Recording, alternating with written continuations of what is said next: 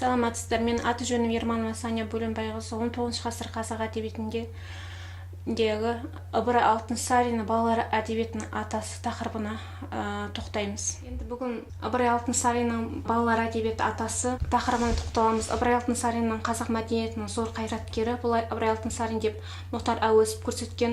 Өмір жолы 1841 жылы Ыбырай Алтынсарин Қостанай облысы Затабыл ауданында туып өсті. Әкеден ерте айырылған ол 3 жасынан бастап атасы Балғожа бидің тәрбиесінде болған. 1853 жылы атасы немересін Орынбордағы шекаралық комиссия жанынан ашылған орыс қазақ мектебінде оқуға береді. Ыбырай білімге ынталылыққа танытып, жақсы оқып, мектепті үздік бітіреді. 1859 жылы Ыбырай Орынбордағы шекаралық комиссия председателі шығыстанушы Григорьевтің қарамағында кіші тілмаштық қызметін атқарады.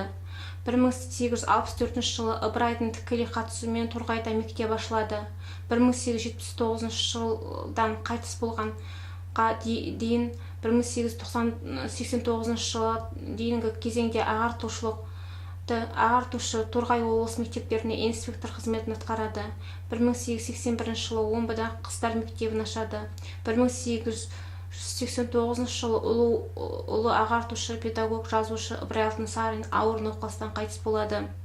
Ыбырай Алтынсарин кім? Жазушы, ақын, педагог, қоғам қайраткері, ағартушы. Оның көптеген өлеңдері бар.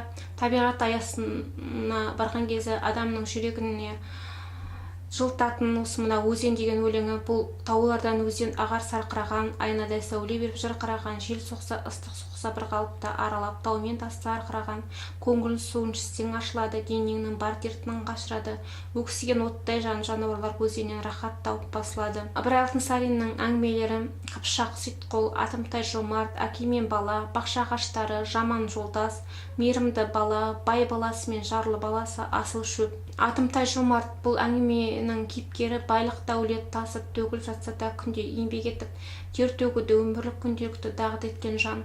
Ол еңбексіз өмір сүру мүмкін емес деп санайды. Сондықтан да ол күн сайын өз бейнетімен тапқан бір-екі пұлға нан сатып алып, жесем де бойыма сол тамақ болып тарайды. Еңбекпен табылған дәмнің тәттілігі, сіңімділігі болады екен дейді сүйсініп. Бұл сөзде үлкен мағына бар. Кімде-кім адал тер төгіп, күнделікті еңбек етсе, еңбегі арқылы тапқан затының қадірі де жоғары болмақ. Ыбырай Алтынсарин нағыз халықшыл жазушы, ағартушы, ақын, өмір шындығын озғы идеясы тұрғысынан таныта білген кемеңгер суреткер, аса қажырлы қоғам қайраткері, заманның ең маңызды мәселесін көтеріп жыр төккен азамат ақын, жаңашыл жазушы, сол жаңаның тынымсыз жаршысы, өз бойындағы қуатын халық мақсаты үшін аямай жұмсаған адал жанды азамат.